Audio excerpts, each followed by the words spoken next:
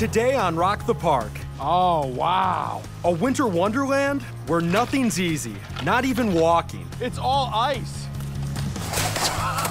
This is so pathetic. Incredibly beautiful. Dude, that's a moose. Incredibly cold. My eyelids are almost freezing shut. We're trying things we've never done before and putting skin in the game. Loser has to do a snow angel in a bathing suit for 10 seconds. On your mark, get set. And it all starts right now. Go! I'm Jack Stewart.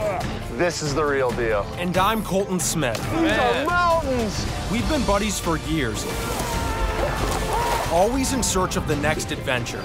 Dude, what was that? We share a passion for our national parks and other wild places around the world. Oh my God. Heading off the beaten path, pushing our limits, and experiencing nature's best-kept secrets. Here we go.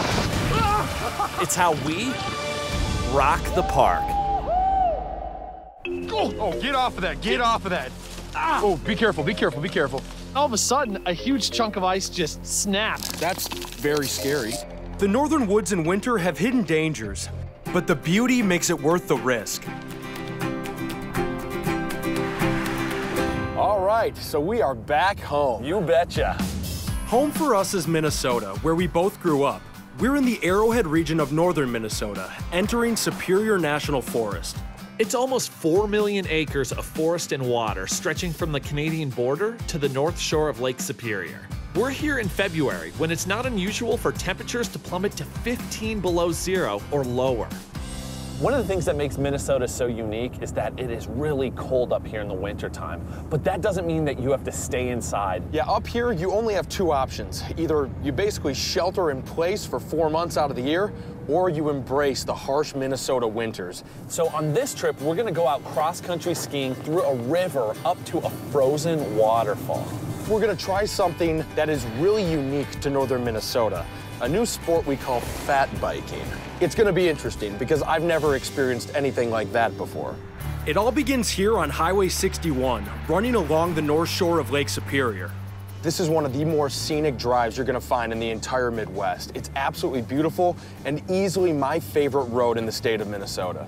You've got Lake Superior over there, which is the largest fresh body of water on Earth. I mean, we are talking 10% of the Earth's fresh water is right over there. For centuries, it's been an important shipping route and a dangerous one. 350 ships have been wrecked on Superior, with more than 1,000 lives lost. Storms with gale-force winds and huge waves are common on Lake Superior, especially in the winter. That's why Split Rock Lighthouse was built here on the North Shore in 1910. It's now a museum showcasing Lake Superior's history. Split Rock Lighthouse is one of my favorite destinations up here. One of the reasons, it always opens every year on my birthday. I've been coming up to the North Shore since I was a little guy. It's just rugged, it's rocky, you've got the eeriness of Lake Superior. Certainly one of my favorite spots. Let's get skiing. If we're gonna be out here more than 5 minutes, I gotta be working. We gotta start moving, yeah, I feel you.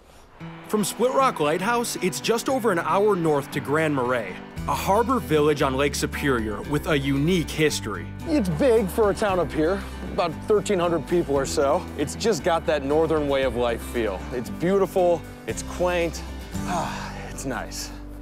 The Native American Ojibwe people lived here for centuries.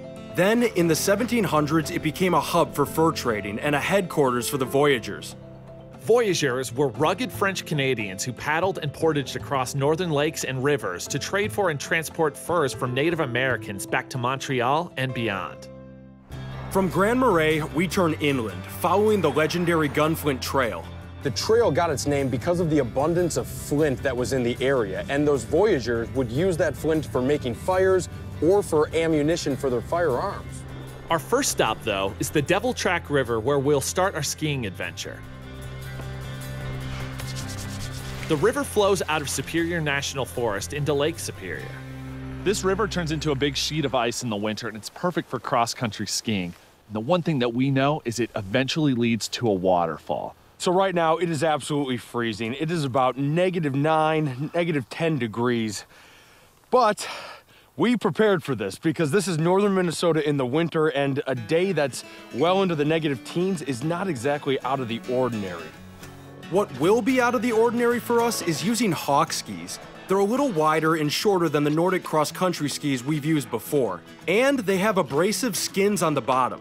These Hawk skis are going to give us the ability to basically treat these as snowshoes from time to time. If the trail gets a little too rough, we can't exactly glide. But gliding is what we're used to doing on cross-country skis, so even though they are supposed to be easy to use, Hawk skis are a whole new ballgame. You want to go first? You go for it. No. You're the excellent skier. No, I'm not. Now, I've had more skiing experience than Jack. Oh, oh no! Oh, yeah! But it's not helping much. He's down! Are you all right? This is gonna be a long day.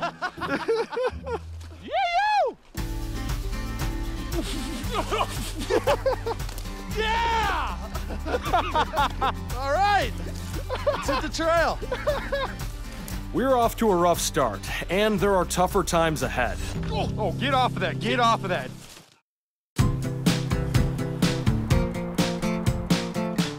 We're in Minnesota's North Woods, where the locals have developed tons of ways to enjoy the outdoors, even when the temperatures dip into the teens below zero. Today, we're following an ice-covered river in search of a frozen waterfall. So we haven't even gone 100 yards down this river, and we're already seeing where the ice has opened up and you've got the flowing water underneath. That flowing water makes it dangerous to get too distracted by the view. There's a track that runs through this, and you gotta pay attention to where you're going, or you might fall into the river. And even if it looks like the river is completely frozen, water is still running underneath the ice. So we have to make sure that the ice that we're skiing over is in fact stable. Oh, get off of that, get off of that. Ah! Oh, be careful, be careful, be careful. The ice underneath me suddenly breaks up and nearly drops me into the river. Well, that didn't go as planned. Yeah, it basically just buckled like a cheap tent. And all of a sudden, snaps off, and that's what you're left with right there. Right down there, That's where I was. that's where Jack was. And now it is swamped with ice cold water. And we're also left with a lesson. Stick to the sides, stick to our trail. There's more than 2,200 miles of major streams flowing through Superior National Forest and about 2,000 lakes. These waters are full of walleye, northern pike, and 4 kinds of trout. Northern Minnesota has got a really deep and rich history. Many of the names of the lakes and the rivers up here were given by the voyagers when they came through here hundreds of years ago. But before them, the Ojibwe were here in Minnesota. The name the Ojibwe gave this river meant spirits walking on water, which certainly is a little more elegant in my opinion than Devil Track. We're keeping our eyes peeled for wildlife. Superior is the 4th largest forest in the nation, and it supports animals including eagles, moose, deer, black bears, and gray wolves. We don't expect any bears this trip because they're hibernating, but wolves are out and about year-round, although they're most active at dusk and dawn. There's 300 to 400 wolves living in this forest and more than 2,000 throughout Minnesota. This state has the biggest wolf population in the lower 48. Wolves live in packs of 5 to 10 animals and communicate with a vocabulary of barks, yips, and howls. They don't really howl at the moon, but they are more active and noisy when the full moon gives them plenty of light to see by. The farther we get upriver, the harder we're working. We're actually gaining about 800 feet in elevation on this trail. When you head up these rivers away from Lake Superior, you slowly gain elevation. And that's because these rivers carved out these canyons and worked their way down towards the lake. Look at the canyon behind me. I mean, yeah, it's absolutely gorgeous. This river came through here, carved that out, and now we're left with this. The most dramatic sign of this river's downhill drop is at Barrier Falls. The closer we get to the waterfall, the steeper the climb. Whoa! What? What do you mean, what? Clearly, we need more practice with these Hawk skis. You all good? Yep. Excellent skier! I never said that. Another half hour up the trail and... Oh, wow. That's it? That's it. Oh, look at that. Look at the water coursing through that thing. Oh, man, yeah, you can see it. You can see why this thing's called Barrier Falls. It's because the trail ends right here. The waterfall itself is only about 30 feet high. It's amazing. You can see the water running through this underneath the ice. It's like the outer shell froze, and it's still allowing it to go through, almost like an artery. That just shows you the power of water, and that is incredibly evident up here in northern Minnesota. I mean, everything from the geology that's been carved out by this river to now in the dead of winter, it still has enough power, enough force to continue to flow through the ice. The water has really hollowed out this area. It's almost like a bowl surrounding this waterfall. River comes down, you can see it coming through the ice, makes its way all the way down to Lake Superior. Well, we climbed 800 feet up here. Now we gotta go 800 feet down. The fun part. Here we go. Probably won't end well. It won't even start well. Whoa! Still up! Still up! It's all ice. Whoa! This is so pathetic. All right, here we go. Oh! Oh! Watch this one.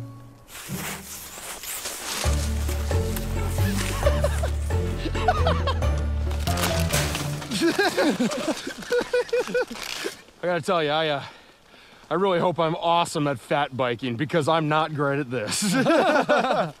We both know how to ride bikes, so how hard can it be? Come on! Come on!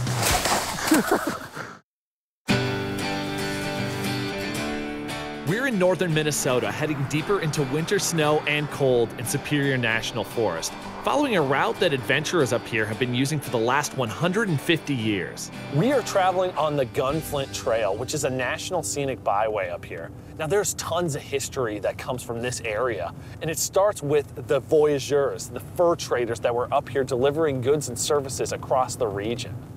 The Gunflint Trail is a 57-mile overland route between the Boundary Waters and Lake Superior. We're heading to a lodge at Gunflint Lake in a wilderness so remote, moose outnumber people by a wide margin. Whoa, it is beautiful up here. This is about as north as we can get in the United States. It's crazy. That right over there is Canada. The border is in the middle of the lake. This is such a perfect little snapshot of what a winter in northern Minnesota is like. First of all, it's freezing right now. I think we're dealing with about -5, -6 degrees. The snow is falling, the lake is frozen over, it's peaceful, it's quiet, it's perfect. The setting is familiar, but we're exploring it in a way that is completely new for both of us. Fat biking. Whoa, these things right. look nice. Man, look at the size of those tires, holy cow. That's amazing. So you can definitely see how these things are gonna work on ice and snow. The traction is just unbelievable, and the size of the tire is massive. I mean, it's bigger than my fist. Fat bikes have become pretty popular in the last few years. They're essentially a mountain bike with tires 3.5 to 4 inches wide. I'm pretty good on a bike, so I'm pumped to get out on this thing and give it a whirl because I think I'm gonna be great at this. After skiing, I am making no bold predictions. I will just see what happens. Here we go. Fans of fat bikes say they've expanded the whole experience of mountain biking to include terrain regular bike tires can't handle, like ice and snow. Heading out from Gunflint Lodge, our plan is to head east across the lake, then pick up a forest trail taking us through the woods. It adds up to a 6-mile ride. Well, I can feel already that these bikes take a lot of work. The tires sink right into the snow. The fat tires are meant to be kind of like snowshoes, distributing the weight over the surface so you don't sink in as deep. Certainly a little more challenging than I think we were anticipating. However, there's a great way to get out here. They work great in snow 3 to 4 inches deep. When it's a foot or more, they don't work at all. The drifts here on the lake are somewhere in between. Man, oh man. The tough thing is even when you're getting a little momentum going, if you come to a deep patch of snow, you just stop. Oh, I'm sinking in. I'm sinking in. Come on. Come on.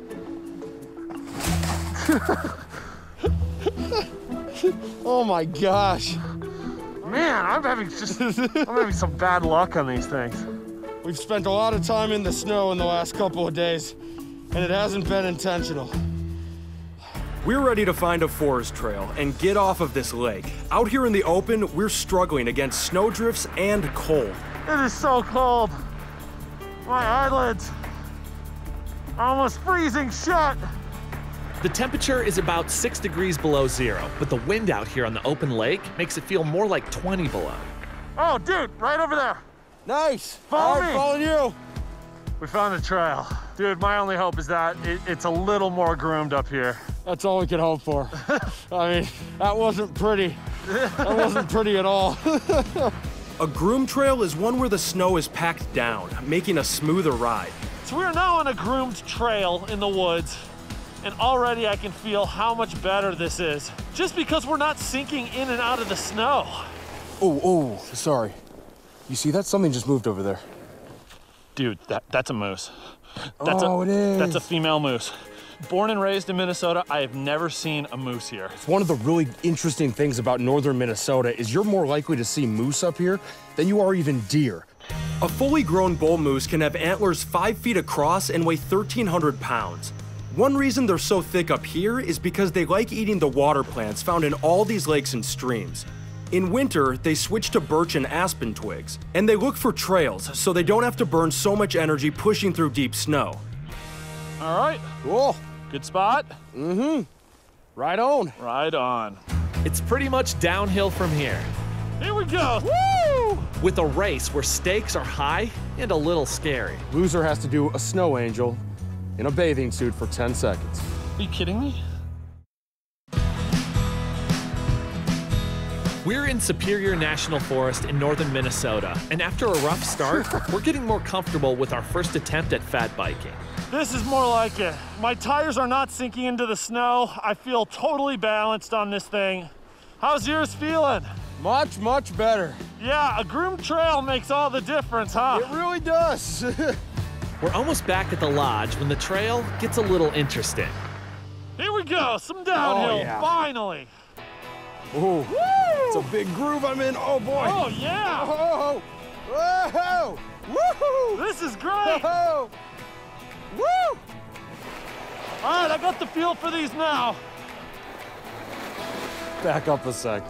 You actually think you're an excellent mountain biker? Yes, I do. Okay. Oh boy. You don't think I'm very good? I think you're okay. To be excellent, you actually have to do it more than like 12 times. All right, fine. Let's have a little bit of a race then. Okay. We got a nice downhill section here. I bet you I can make it to that sign before you. I'm fine with that, but I pick the stakes. Okay. Loser has to do a snow angel in a bathing suit for 10 seconds. Are you kidding me? You want to race or not? It's -6 or Welcome to the degrees. show, bud. Welcome to the show. Let's do it. All right, you're on. You ready? Yep. On your mark, get set, go!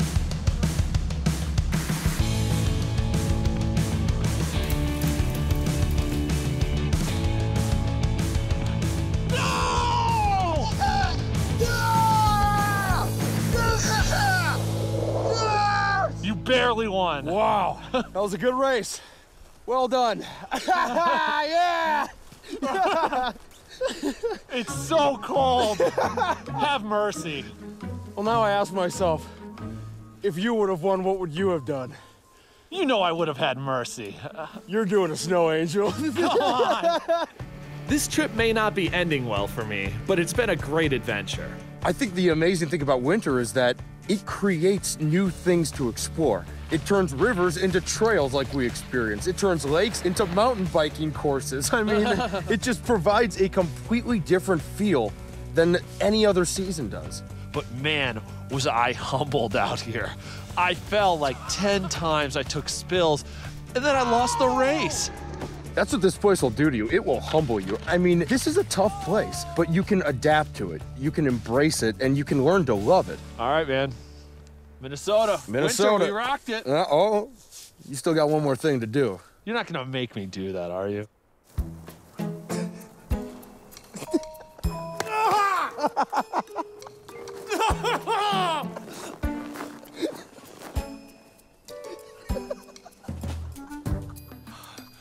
Why?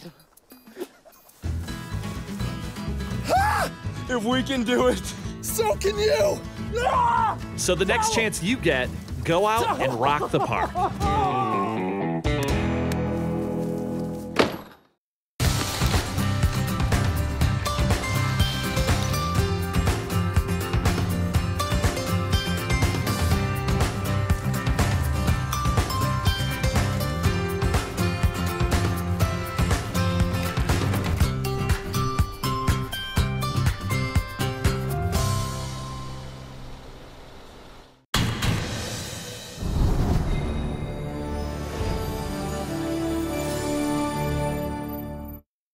everybody, thanks for watching. Make sure to leave any questions or comments that you have. And please subscribe to the channel. There's a lot more to come.